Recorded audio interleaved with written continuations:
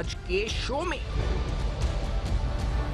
बारिश की तबाहकारियां और नुकसानात मामूलाते जिंदगी ताहाल बहाल ना हो सके।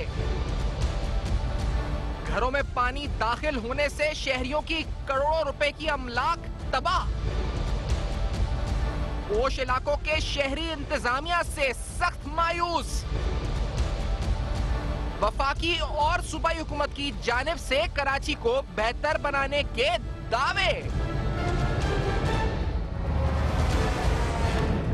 अस्सलाम वालेकुम। बसपर्दा हकाइक सनसनीखेज इंकशाफात प्रोग्राम बेनकाब में हूँ आपके साथ सैफान खान। शहर कराची पांचवें रोज भी मामूलाती जिंदगी मुकम्मल तौर पर बहाल ना हो सके। बहुत से इलाकों में लाइट्स नहीं, जहाँ शहरियों के करोड़ रुपए की अमलाक मुतासर हुई हैं। गरीब शहरियों का फर्नीचर, उनकी जमा पूंजी, जो उनके असासे थे, अमलाक को करोड़ रुपए का नुकसान हुआ है। छोटे कारोबार करने वालों को नुकसान हुआ है और हम चारों तरफ देखें तो तबाही के मंजर है। इस सूरत हाल में जहां मुसलसल हुकूमतों की तरफ से ये दावे किए जा रहे हैं कि हम कार्रवाई कर रहे हैं, हम कोशिश कर रहे हैं, इन दावों की हकीकत क्या है इसको बेनकाब तो करेंगे, लेकिन हम ये जानते हैं कि पूरे शहर में एक मसला जिसको बार बार रेस किया जाता है, कहा यह जाता है कि शहर में इख्तियारात का मसला है। यानी मेयर साहब कहते हैं इख्तियारात नहीं है, सिंध हुकूमत कहती है हमने इख्तियारात दे दिए हैं।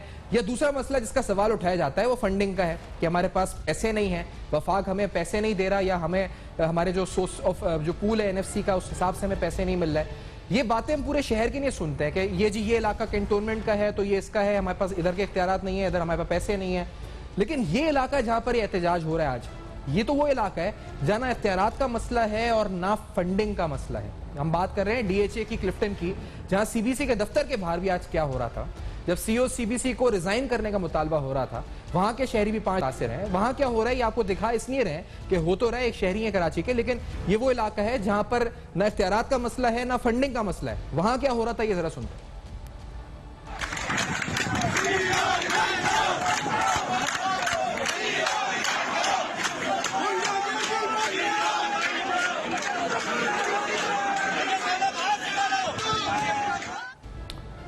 यहाँ तो आप पैसे भी टैक्स जो इस पर है दिया जाता है, मेंटेनेंस चार्जेस अलग दिए जाते हैं। यहाँ पे ना कोई बाजार इख्तियार का समय का कोई मसला नहीं है।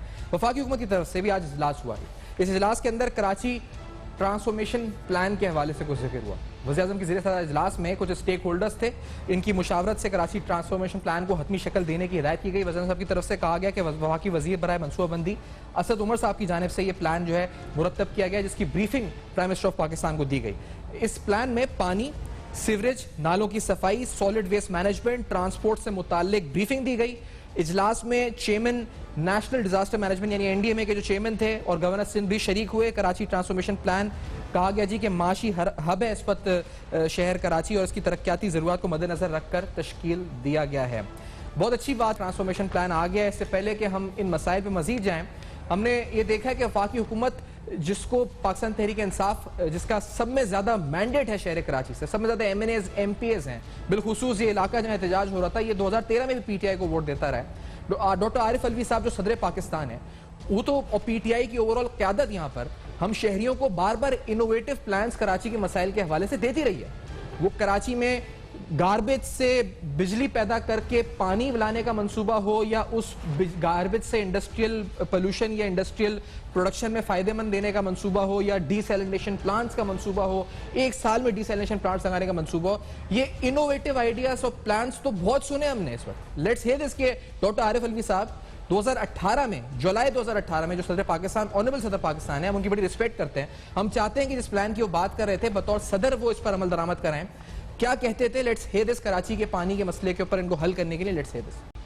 इन प्लान्स के मुताबिक तो कराची का पानी का मसला भी अब तक हल हो जाना चाहिए था। कराची में कचरे से बिजली पैदा हो जानी शुरू हो जानी थी, पानी भी आ जाता, इंडस्ट्रियल मसाइल भी हल हो जाने थे। लेकिन एक और प्लान है वफाकी हुकूमत, हम पूरी उम्मीद रखते हैं कि अब अमल दरामद होगा। लेकिन शहर कराची में वफाकी हुकूमत या सूबाई हुकूमत या मुकामी हुकूमत कुछ करे या ना करे, यहाँ पर बहुत सी इस वक्त हमने तंजीमें NGOs देखी जो हमें सड़कों पर मुसलसल नजर आई।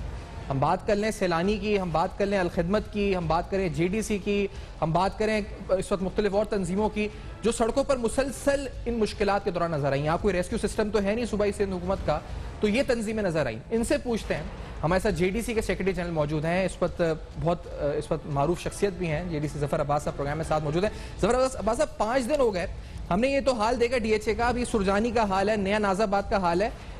क्या मामूलात जिंदगी बहाल हुए हैं, क्योंकि आप तो खुद सड़कों पर हैं? क्या सूरत हाल है जफर अब्बास साहब आपकी नजरों में? देखें, जो इलाके इस वक्त तक भी डूबे हुए हैं उसके अंदर सिर्फ डीएचए नया नाजमाबाद नहीं है, उसके अंदर पाकिस्तान का सबसे बड़ा किताबों का बाजार उर्दू बाजार है, जिसके अंदर करोड़ों रुपए का लोगों का सामान तबाह बर्बाद हो गया, लोगों की किताबें तबाह हो गई, कापियां तबाह हो गई, स्टेशनरी तबाह हो गई, और इस वक्त भी वहां पर घुटनों घुटनों पानी और कीचड़ खड़ा है। अच्छा, बात यह है कि कोई शख्स भी आज के वक्त में भी ऑन करने को और किसकी वजह से ये हुआ उसको किसी एक शख्स को जिम्मेदारी नहीं दी गई। जब तक जिम्मेदारों को उनके ओहदों से बरतरफ नहीं किया जाएगा ये सिलसिला ऐसे ही चलता रहेगा, क्योंकि हर शख्स को पता है कि जो भी फंड आए, जिस काम पर भी आए, उसको खा जाइए, और खाने के बाद शहरियों ने जिल्लत उठानी। 6 दिन मोबाइल फोन बंद रहे। कौन सी कंपनी ने कह दिया कि भाई आप लोगों ने जो अपने मोबाइलों में पैसे लगाए हुए थे, एक एक महीने वाले कार्ड लोड किए हुए थे, वो 6 दिन का पैसा तो कट गया, वापिस करो। उनको पता है इन लोगों को कुछ भी कर दो, इनके कोई भी हुकूक सल्ब कर लो, चाहे वो मोबाइल फोन कंपनियां हो, चाहे और दीगर प्राइवेट माफिया जिनके हवाले शेयर को किया हुआ है। आपको नहीं मालूम कि खारदर में 6 दिन से लाइट नहीं थी, कुछ इलाके में कल आई है। डिफरेंस का क्या हाल है किसको नहीं मालूम। मतलब आप किस जगह की बात करेंगे, आप मुझे बताइए। मैं कहां से शुरू करूं? मैं सादी टाउन से शुरू करूं, मैं लियारी से शुरू करूं, मैं कहां से शुरू करूं? जहां से आप बोलेंगे वहां से शुरू करूंगा। भाई मसला ये है, जितने भी नाले हैं, जितनी गटर लाइनें हैं, जो भी शाराएं हैं, सबका तो बेड़ा करके, लेकिन यहाँ सियासत सिर्फ और सिर्फ शारे फैसल पे रखे हो रही है कि जितनी भी बारिश हो जाए आप शारे फैसल के इस कोने से उस कोने तक सफर कीजिए, एक ट्वीट कर दीजिए, 4 वीडियोस डाल दे, उसके बाद लोग नीचे जो लोग लिख रहे हैं उसको नहीं पढ़िएगा। पूरा पाकिस्तान जो उसके नीचे कमेंट्स कर रहा है उसको नहीं पढ़िएगा। आप उसको देख के सारे आपस में बैठ के एंजॉय करें, हाँ हमने कराची वालों का कैसा मजाक उड़ाया। ये हो रहा है जुल्म कराची के साथ। और जफर साहब, जो आपको रेस्क्यू कामों में आपको जो मुश्किलात हुई, यानी आपकी जो टीम्स हैं उनको मुश्किलात हुई, वो क्योंकि तो अनप्रेसिडेंटेड भी हुआ है, पहले नहीं हुई ऐसी बारिशें, वो क्या मुश्किलात का सामना रहा? जो देखें इस वक्त जो देखें, एक तो ये था कि लाइटें चूंकि बंद थी तो इसलिए करंट वाले खतरे से बचे रहे, लोग तो अजियत में रहे लाइट बंद होने की वजह से, लेकिन हमारे रेस्क्यू के वर्कर जो थे वो इस खतरे से बचे रहे, लेकिन गटर खुले हुए थे। अब बात ये कि जिन आबादियों में लोग गटरों में गिरे हैं उनकी लाशें नालों में, नदियों में 20-20 किलोमीटर दूर से मिली। बात ये कि अगर हमारा कोई रेस्क्यू रजाकार उस गटर में, उस नाले में चला जाए तो हम क्या करेंगे? अब उसके लिए हमने सारी बेल्टें खरीदी, उन बेल्टों को रस्सों के साथ कनेक्ट किया, ये रस्से का एक सिरा एक कोने पे, दूसरा सिरा दूसरे कोने पे, तमाम रजाकार एक दूसरे से विसिल के जरिए कनेक्ट रहते थे, क्योंकि लाजमी बात है अगर आप किसी इलाके में 25 देर खाना लेकर गए हैं तो वो गाड़ियां गलियों में नहीं लग सकती, पानी इतना ज्यादा है। खाना ट्रकों के जरिए जा रहा था, बड़े बड़े ट्रक जो हमारे उनको चला रहे थे, उनके अंदर से खाना पैक करके एक एक लगा 2-2 4-4 थैले उठाया हुआ था। किसी घर में 3 मंजिला था, किसी घर में 2 मंजिल थे, किसी घर में 1 मंजिल था। जब ग्राउंड फ्लोर में पानी खड़ा हुआ है, फैमिलियां ऊपर महसूर है, तो उनको खाना कैसे पहुंचाएंगे आप? तो यही जरिया है कि थैलों में कर करके रस्सों के जरिए एक दूसरे को बांध के वहां तक पहुंचाया गया। बात यह है, मैं इससे पहले भी एक प्रोग्राम में बोल चुका हूं, अगर आप रेगिस्तान में रहते हैं, रेगिस्तान में, और वहां बारिश हो जाए तो जो मुश्किलात आप वहां झेलेंगे उससे ज्यादा मुश्किलात आप कराची में झेल रहे हैं। पूरा इंफ्रास्ट्रक्चर तबाह बर्बाद कर दिया इन जालिम हुक्मरानों ने। पानी उस वक्त बैठेगा जब नाले खाली होंगे, नाले कोई भी कवर्ड नहीं है शहर के अंदर, गलियां स्लम एरियाज है, कचरा उठाने का सिस्टम नहीं है, जो जहां रहता है वहीं से उठा के कचरा नाले में फेंक देता है। जो ट्रक आपके यहाँ से कचरा उठाते हैं उनको पता है वो यहाँ से क्यों जाएंगे भाई शहर से बाहर कचरा फेंकने, वो कहीं मौका देके किसी एक नाले में पलट देते हैं कचरा, या नाले के बाहर बारिश होती है पूरे शहर का कचरा नाले में आता है। आप कोई भी नाला साफ करें कराची का, मैं आपको दिखाऊंगा तीसरे दिन उतना ही कचरा उस नाले के अंदर होगा। क्यों? क्योंकि यहाँ के हुक्मरानों को कोई भी इंटरेस्ट नहीं है। एक हुक्मरान दूसरे को देखता है, वो कहता है यार तुमने इतनी जल्दी कैसे इतना बड़ा घर बना लिया, मैंने क्यों नहीं बनाया? तो वो कहता है तुम गलती कर रहे हो ना, तुम थोड़ा बहुत भी क्यों लगा रहे हो? तुम भी अपने बच्चों को सोचो, अब पता नहीं आइंदा जिंदगी में कभी दोबारा हम बन पाए, सौदे पे आ पाए ना आ पाए। तो भाई यहाँ तो ये काम हो रहा है। अब जब लोग घरों से निकलना शुरू हुए तो अब लोगों को समझ जाना चाहिए, अगर पूरा कराची घरों से बाहर आ गया तो सबके लिए मुश्किल होगी, क्योंकि जो नुकसान इस वक्त कराची के लोअर मिडिल क्लास का हुआ है, देखिए मिडिल क्लास और अमीर लोग सह जाएंगे जी। उन्होंने टीवी कैश पे खरीदा था, उन्होंने फ्रिज कैश पे खरीदा था, उन्होंने वॉशिंग मशीन कैश पे खरीदी थी, उन्होंने अपनी बेटी का जहेज संभाल के नहीं रखा था। गरीब आदमी बेटी के पैदा होने वाले दिन से जहेज जमा करना शुरू करता है, सब कुछ बह गया, सब कुछ तबाह हो गया, बर्बाद हो गया, उसके अपने घर के तमाम इलेक्ट्रॉनिक्स आइटम तबाह हो गए। अब वो दोबारा किस्तों पे चीजें ले पाएगा? नहीं, आपने उसको 70 साल पीछे धकेल दिया। अफसोस ये है कि गरीबों के लिए 1 रुपए की भी ग्रांट का ऐलान नहीं किया गया। कि तुम्हारे टीवी जल गए, तुम्हारे फ्रिज जल गए, तुम्हारे बच्चे की पढ़ने की टेबल तबाह हो गई, तुम्हारा वो सड़ा हुआ सोफा तबाह हो गया, तुम्हारा वो सड़ा हुआ बिस्तर तबाह हो गया। नहीं, हमें तुम्हारा ख्याल नहीं, तुम गरीब हो। तो यहाँ तो गरीबों के साथ ही हो रहा है। झुग्गियों वालों की बात नहीं कर रहा हूँ। इस पे अलमिया ये भी जफर साहब के हमने देखा है कि यहाँ पे मैं जैसे बात भी करूंगा आपसे कि सिंध में कोई रेस्क्यू सर्विस ही 1122 इस तरह की कुछ सर्विस ही नहीं है जिसमें आप ही जैसी तंजीमें जो आगे निकल रही हैं, इस पर आप सोल्यूशन भी क्या देते हैं ये भी बात करेंगे और इन पर्टिकुलर कुछ इलाकों का जिक्र भी होगा। कोशिश करेंगे कि हम जो बिजली का मसला है इस पर भी कवर कर सकें। इस ब्रेक के बाद बेनकाब में हमारे साथ रहिए।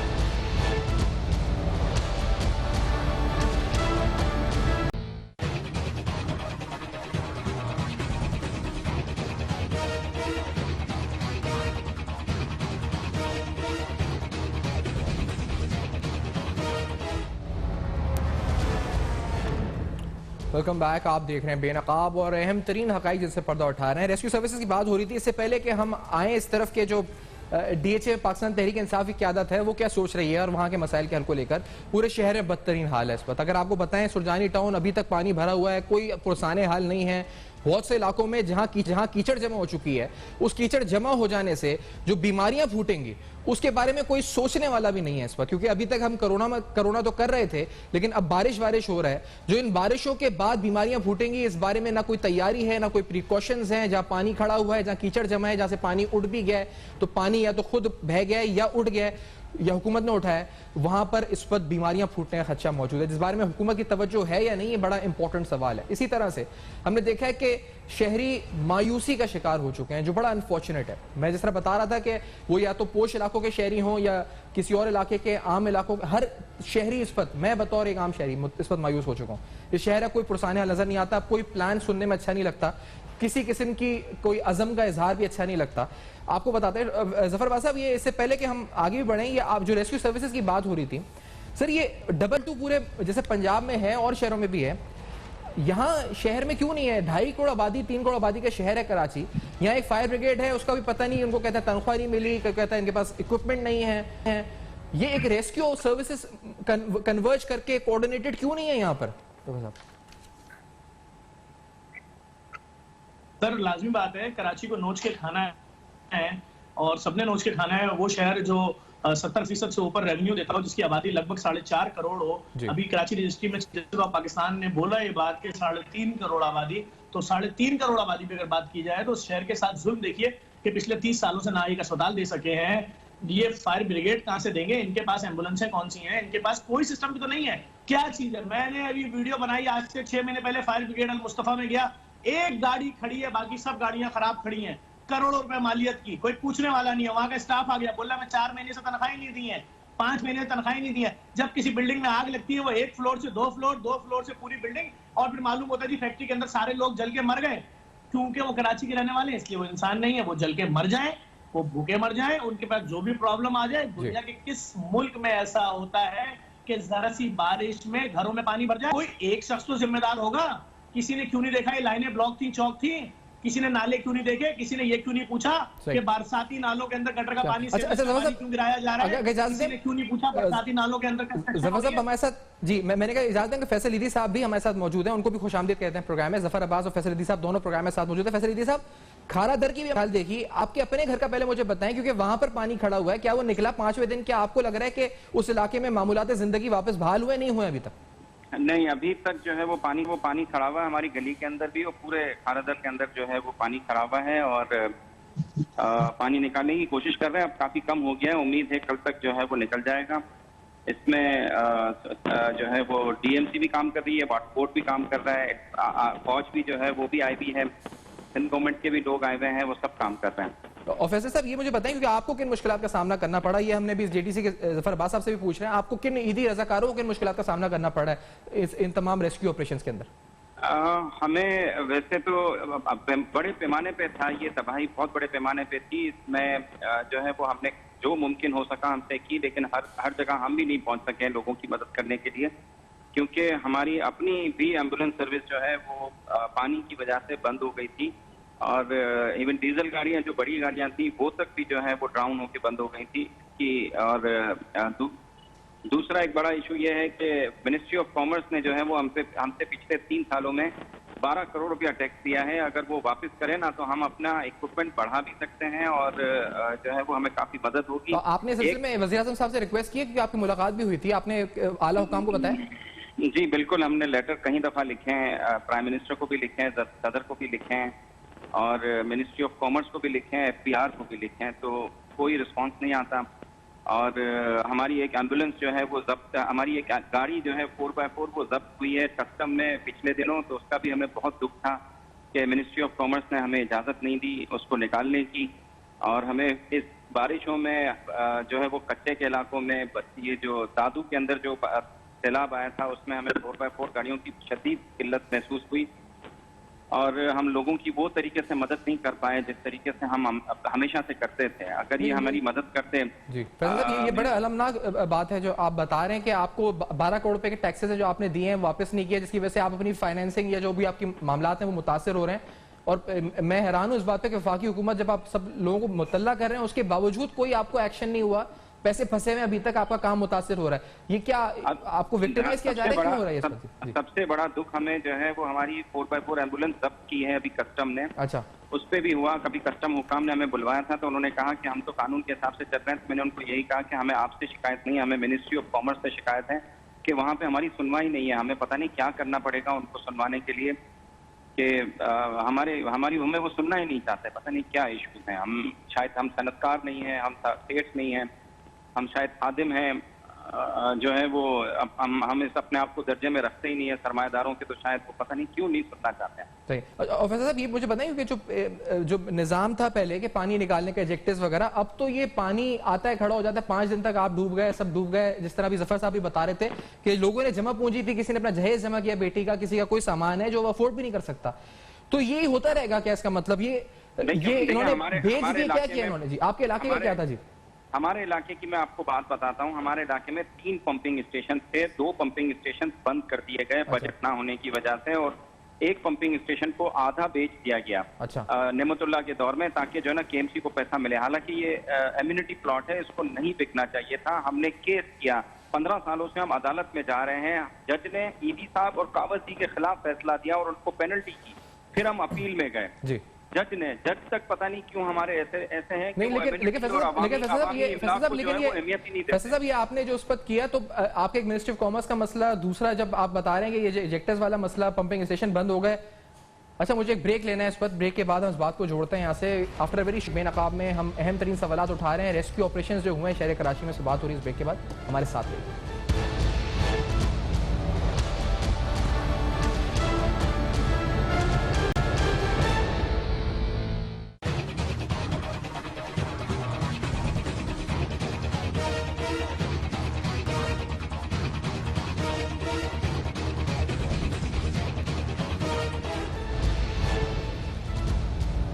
Welcome back. आप देख रहे हैं बेनकाब, और बेनकाब में अहम तरीन सवाल। शहर का अभी भी बुरा हाल है, 5 दिन गुजर जाने के बावजूद भी मामूलात जिंदगी ताहाल बहाल नहीं हो सके। आप सुन रहे हैं फैसल ईदी साहब, जफर अब्बास साहब, दोनों मौजूद शख्सियात हैं। ये वो लोग हैं जो कि ऑन द फ्रंट रहे जब हमारी वफाकी, हमारी सूबाई, हमारी मुकामी हुकूमतें हमें नजर आई भी तो कोई इक्का दुक्का नजर आई, लेकिन ये वो लोग हैं जो कफन का इंतजाम करना हो, खाने पीने का इंतजाम करना हो, लोगों को रेस्क्यू करना हो, तो ईदी फाउंडेशन हो, GDC हो, सैलानी हो, अलखिदमत हो, ये तमाम हमें तंजीमें नजर आती नहीं शहर में। लेकिन ये पाकिस्तान तहरीक इंसाफ के जो इस वक्त मुंतखब रुकन सिंध असेंबली के शहजाद कुरैशी साहब, वो भी हमारे साथ मौजूद हैं DHA से। शहजाद कुरैशी साहब, आपका बहुत वक्त दिया, आपने ज्वाइन किया है। जफर अब्बास साहब के साथ हैं, फैसल साहब के साथ। शहजाद साहब, ये मुझे बताएं, क्योंकि सवाल ये है कि आपकी जो इस वक्त आपने मुतालबा भी ऑडिट का किया है, ये DHA और CBC के खिलाफ आज एहतजाज हो रहा है, ये इवेंचुअली तो फेडरल गवर्नमेंट के अंडर आते हैं ना सर शहजाद साहब, तो आप लोग क्यों नहीं फेडरल गवर्नमेंट से कोई नोटिस दिलवाते? देखिए, आपको ये बताया कि सब आपका आवाज आ रही है? जी शाह साहब, आ रही है बस। ये जो स्पेल आया है बारिशों का, ये बहुत ही शदीद तरीन था। तो पूरा कराची डिस्टर्ब हुआ, इसमें क्लिफ्टन और डिफेंस भी डिस्टर्ब हुआ। और क्लिफ्टन डिफेंस के अंदर सोने पे सुहागा ये हुआ कि वहाँ पर KE ने भी बिल्कुल अपने हाथ खड़े कर लिए, और जो तकलीफ बिजली और पानी, ये सारी चीजों का उनको बर्दाश्त करना पड़ा। हमने पहले भी ये आवाज उठाई थी, अभी भी हम आवाज उठा रहे हैं। KE भी फेडरल गवर्नमेंट के अंडर में आता है, नेपा के अंडर में आता है, हमें यही सुनने को मिलता है। इसी तरह जैसे आपने कहा DHA और CBC भी आता है। अल्हम्दुलिल्लाह अब CBC और DHA ऑन बोर्ड है, हमारे साथ मिलकर काम कर रहे हैं, और आप कल से आज तक आप देखें काफी हद तक बेहतरी आ चुकी है। लेकिन अब हमें मुस्तकिल हल निकालना है। सिर्फ डीएचए क्लिफ्टन का ही नहीं, पूरे कराची का निकालना है। कराची ने जो सफर किया है या कराची जिस तरह से डूबा है, इंफ्रास्ट्रक्चर तबाह हुआ है, तो मेरा ख्याल है जो कमेटी बनाई गई है फेडरल और सूबाई गवर्नमेंट की, अब इनको हंगामी बुनियादों पे ऐसे काम करने हैं जो कि इस शहर के लोगों को रिलीफ दे सकें। लेकिन शाह साहब मुझे बताइए कि आप ये जो कह रहे हैं कि एक मुस्तकिल हल है, वो बहुत अच्छी बात है। हम सुनते हैं बारिश हुई, हमने सुना मुस्तकिल हल की बात है, फिर बारिश खत्म होती है, सब भूल जाते हैं मुस्तकिल हल को, फिर कोई नया मसला आ जाता है, कोई सियासी कोई और इशू। कभी भी नहीं भूले जी, और हम कभी भी नहीं भूले। आपने डिसैलिनेशन प्लांट्स की बात की थी फॉर डीएचए, एनजीओ सारी मौजूद थी, no doubt they are doing very good job, लेकिन हम भी 4 दिन से अपना घर बार छोड़ के उसी आवाम के दरमियान आप रिप्रेजेंटेटिव से बिल्कुल आगे हैं, हमने भी किया, हालांकि हम इदारा नहीं है जी। मैं सिर्फ सूबाई हुकूमतों, वफाकी हुकूमतों की बात कर रहा था शाह साहब के एज अ गवर्नमेंट जैसे कहते हैं आप रिप्रेजेंटेटिव्स हैं, आपको होना भी चाहिए था, या आपने कोई वो तो नहीं किया, लेकिन आपको होना चाहिए था बाहर, आपको लोगों ने वोट दिया है। लेकिन मैं कह रहा हूँ कि जो वफाकी हुकूमत है, सूबाई हुकूमत है, मुकामी हुकूमत है जी, वो नहीं नजर नहीं आए तो ये थोड़ा दुख की बात होगी। मैं ये नहीं कह रहा कि मुझे नहीं होना चाहिए था, बिल्कुल सही कह रहा, हमें होना चाहिए था, और हमें फ्रंटलाइन सोल्जर का किरदार अदा करना चाहिए था, और हमने हमेशा किया है। लेकिन एटलीस्ट आप इसको ये चीज तो ना बोले, हम कौन है, हम भी तो फेडरल नुमाइंदे हैं, हम भी तो फेडरल पार्टी को रिप्रेजेंट करते हैं, हम नहीं तो फिर आप तो सर अगर शाह साहब आप रिप्रेजेंट कर रहे हैं वाकई में, क्योंकि आप इलेक्टेड एमपी तो हैं, अभी भी मैं आपसे बात कर रहा हूँ, लेकिन के इलेक्टेड को भी फिर अगर आप वफाकी हुकूमत के नुमाइंदे हैं, बिल्कुल आपकी पार्टी है जो हुकूमत में है इस वक्त, तो फिर आप शाह साहब के इलेक्टेड के दफ्तर गए, आपने उनको बोला कि लाइट खोलो यहाँ की, उन्होंने 5 दिन क्यों लगा दिए? जब आप वफाकी हुकूमत है और आपके अंडर है के इलेक्ट्रिक, तो फिर आप बोले उनको उसी वक्त लाइट खोलो या उसी वक्त पानी निकालो डीएचए को, 5 दिन क्यों लग गए इस अमल में? बहुत अच्छी आपने बात बोली के सब स्टेशन कोई टेक्निकल उन्होंने जो चीजें बताई कि नम हो जाती है, पानी चला जाता है, निकालने के बाद भी काफी देर लगती है, बहुत सारे टेक्निकल रीजन दिए, हमने उससे भी मुतालबा किया, हम अपनी फेडरल गवर्नमेंट से भी हमने मुतालबा किया कि जल्द से जल्द इनका रुख सीधा करें, इनको डायरेक्शन दें, क्योंकि जितनी अजियत में एक तो बारिश अजियत, ऊपर से फिर ये बिजली बंद कर देते हैं। देखिए आप ये तो कहीं कह ही नहीं सकते, आज तक मुझे बता दें किसी फेडरल हुकूमत के नुमाइंदों ने फेडरल गवर्नमेंट ही के जो नेपरा के तहत इदारा होता है उसके खिलाफ मुजाहरा किया। आप हमें सारी शाह साहब आपको वोट मुजाहरों के लिए तो नहीं दिया ना शाह साहब, हम देखें आप अगर वोट आप फेडरल हुकूमत में आए तो this is not for protest, आप अपोजिशन से तो बाहर आ गए ना, तो सिर्फ प्रोटेस्ट तो नहीं, अब आपको एक्शन लेना है ना अगेंस्ट अगर कोई हो रहा है और शहर से आपको मैंडेट मिला है तो you have to take action, protest नहीं करना है। मैं ये एक्सेप्ट करता हूँ कि जब कोई एक्शन नहीं होगा तो ये जमहूरियत का हुस्न है ना कि हम अपनी जो आला क़यादत है उस तक ये बात पहुंचाएं। हम वो तो नहीं है ना माजरत के साथ कि हाँ में हाँ मिलाएं और बोले एवरीथिंग इज ओके, सब कुछ अच्छा है। आप इस चीज को तो अप्रिशिएट करें कम से कम कि हम ही थे ना, आज हम मेरी रिकॉर्डिंग नहीं चला रहे हैं, कल एहतजाज भी हमारे एमपी एमएनए ने किया था, तो इस चीज को कम से कम अप्रिशिएट तो करें ना। चलिए आपने एहतजाज किया, बड़ी अच्छी बात है शाह साहब, वहाँ के शहरी वहाँ के जो उस पर नुमाइंदगान है वो भी आप सामने उस पर एहतजाज कर रहे हैं, ठीक है, आप अमली तौर पर नजर भी है, मैंने अभी वीडियो भी देखी, चले आप थे, लेकिन मुझे अब ये कि मुस्तकिल हल की बात है, जफर अब्बास साहब ये मुस्तकिल हल का जो लफ्ज है आप समझते हैं कि बहुत ज्यादा सुन चुके हैं हम लोग, और अब ये सुन के हम भी तंग आ गए हैं कि मुस्तकिल हल और हर साल ये होता है फिर हम कहते हैं मुस्तकिल हल। जफर अब्बास साहब असल में बात ये है कि कराची पे किसी को इंटरेस्ट तो है नहीं, अगर किसी को इंटरेस्ट है और वो समझता है कि इस शहर की जिम्मेदारी थी हमारी कि हमने इस शहर को सही करना था, बनाना था, लोगों ने मुंतखब किया था, हम ये नहीं कर पाए तो रिजाइन दे देते भाई। किसी एक शख्स ने पिछले 20 दिनों में कराची में ना रिजाइन दिया ना किसी को टर्मिनेट किया गया है, यानी कि कोई किसी के ऊपर जिम्मेदारी डालने को तैयार ही नहीं है, सबके पास एक दूसरे की गोटे हैं। अच्छा, जहां तक अभी भाई ने बात की वफाक और सूबों का कोऑर्डिनेशन हो गया है, सही है, इमरजेंसी नाफिज कीजिए, इमरजेंसी नाफिज कीजिए, कराची डेवलपमेंट अथॉरिटी के नाम से एक बोर्ड बना दीजिए, उसको कराची दे दीजिए, ना सिर्फ कराची चलाएगा बल्कि वो आपको अरबों खरबों रुपए देगा। लेकिन बात यह है कि इससे कराची साफ हो जाएगा, कराची के मामला समझ जाएंगे, कराची को संभलने देना नहीं है। आप देखें, मैंने अभी 2 दिन पहले भी एक टीवी प्रोग्राम में बात बोली कि हुक्मरानों का कमाल देखिए, इन्होंने पुल के इस पार और उस पार वाला जो एक फर्क था, जो एक महरूमी थी, इन्होंने वो भी खत्म कर दिया। एक बेचारा जिसने 7 लाख रुपए का घर लिया है उसका और जिसने 7 करोड़ की कोठी ली थी, दोनों को बराबर कर दिया, सेम तरीके से जलील किया गया है। बात यह है कि ये सारी बातों का कोई तो जिम्मेदार है। या मैं इस वक्त इतने बड़े टीवी चैनल पे बैठा हूं, मैं ऐसे ही आपसे कह रहा हूं भाई, आप बताए ना, आप एंकर है, कोई जिम्मेदार होगा? किसी एक ने जिम्मेदारी कबूल की, किसी एक को टर्मिनेट किया गया, किसी एक ने रिजाइन दिया। भाई बात ये, सबको आ रहे हैं मजे। आप देखें ना, हमने बड़ी से बड़ी आफत में क्या देखा, रोडों के ऊपर, ट्विटर के ऊपर ट्वीट्स आ रहे हैं, वीडियो बनाई जा रही है कारों के अंदर बैठ के, हमारी कार तो उस पानी में जा रही है, बंद हो जाती है, इनकी कार क्यों नहीं बंद हो रही? क्योंकि इनकी कारें अरबों रुपए की हैं। इनका क्या ताल्लुक भाई? बात ये कि इधर आवाम को तो इंसान समझा ही नहीं जा रहा ना, आवाम के साथ तो वो खेल हो रहा है। आज इस वक्त 5वां दिन है, नए नाजमाबाद वाले सर पकड़ के बैठे हुए, पहाड़ों का सारा पानी उतर रहा है। अच्छा, वो जमीन कैसे, किसने अलाउड की, किसने ओके किया, वो पहाड़ क्यों काटे गए, क्यों डायनामाइट से उड़ाए गए, तो पानी का रुख चेंज करते थे। बात ये कि सिस्टम का सिस्टम, चाहे आप केडीए की बात करें, केएमसी की बात करें, एसबीसीए की बात करें, किसी की भी बात करें, वो इदारे जो आज अपने स्टाफ को तनख्वाही नहीं दे पा रहे, 8-8 महीने से पेंशन नहीं दे पा रहे, उन इदारों में एक नक्शा पास कराने के लिए करोड़ों रुपए रिश्वत दी जाती है। एक एक दिन में अरबों रुपए का वहां बाजार सकता है, लेकिन कोई पूछने वाला नहीं है, क्योंकि पैसा आगे ऊपर से नीचे और आगे से पीछे सबको जा रहा है। शहर को तबाह बर्बाद करके फेंक दिया गया है, शहर को कोई पूछने वाला नहीं है, शहर में ट्रांसपोर्ट नाम की चीज नहीं है। आप तो सब्जेक्ट पे बात भी कर रहे हैं अभी कि 4 दिन से अंधेरा क्यों है, 12 दिन से, मैं तो बोल भी नहीं सकता, मुझ पे पाबंदी है, 1 साल हो गया है मुझ पे पाबंदी लगी हुई है। जरा सा बोलता हूँ कंटेम्प्ट ऑफ कोर्ट आ जाता है मेरे पास, भाई मैं तो अदालतों को मानने का पाबंद हूं। क्योंकि फैसल साहब साथ है, मैं इससे पहले कि ब्रेक हो, फैसल इदी साहब, मुस्तकिल हल है या फिर ये सिर्फ ऐसी बयानबाजियां चलती रहेंगी कि हमने प्लान ढूंढ लिया है, प्लान कर लिया, सिंध गवर्नमेंट भी कह रही है एक प्लान है, वफाक भी कह रहा है एक ट्रांसफॉर्मेशन प्लान है, ये है या कुछ ऐसी अल्फाज हैं? देखिए, मुस्तकिल हल सबको बैठ के अब करना पड़ेगा। ये कराची शहर को पिछले 30-40 सालों से जो है वो अहमियत नहीं दी गई, इसको लूटा गया, इसको जो है वो जिसको मौका मिला जो है वो इसने यहाँ से कमाया है। कराची को प्रॉपर्टी टैक्स जो है वो सिर्फ 1 अरब रुपया मिलता है। चीफ मिनिस्टर साहब जो है वो कहते हैं कि बम्बई 55 अरब रुपए टैक्स वसूल करता है प्रॉपर्टी का, जो कि खुद उसके अपने ऊपर खर्च करता है, उसी का बजट होता है ये। और इंडिया के 55 अरब 110 अरब पाकिस्तानी होते हैं। हम 100 गुना पीछे हैं बम्बई से।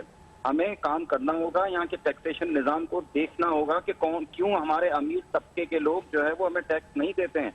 कराची के उमरा जो है वो क्यों टैक्स नहीं देते हैं, जिसकी वजह से सारे इदारे यहाँ पे तबाह हैं, बर्बाद है।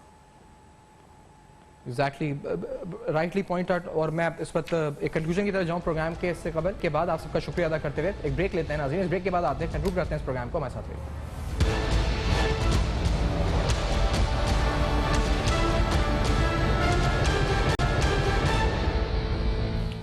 Welcome back. आप देख रहे हैं बेनकाब। शहरी कराची के सिर्फ उम्मीद कर सकते हैं, जिस तरह का नुकसान हुआ है, जिस तरह की तबाही हुई है, बाज़ इलाकों में तो ऐसा मंजर है जैसे ज़लज़ला आया है इस वक्त। ऐसी सूरत हाल में अब हुकूमत को फौरी इक़दाम करने की ज़रूरत है, लेकिन इसके साथ साथ एक लॉन्ग टर्म प्लानिंग की ज़रूरत भी है। फॉर्चुनेटली अब कहा जा रहा है, बयानात ऐसे हैं कि शायद वफाक और सिंध हुकूमत मिलकर किसी तरफ बढ़ सकेंगे।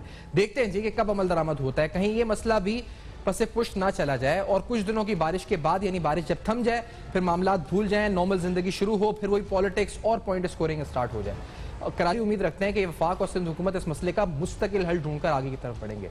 इस ट्रांसफॉर्मेशन प्लान जो भी बनता है, इस पर मिलकर अमल दरामद करेंगे। इसी नोट पर वाइंड अप करते हुए आपका फीडबैक जो कि हमें मौसूल होगा हमारे फेसबुक, ईमेल्स और ट्विटर पे, जो आपके सामने फ्लैश कर रहे हैं। देखते रहिएगा, अब तक अपना बहुत ख्याल रखिएगा।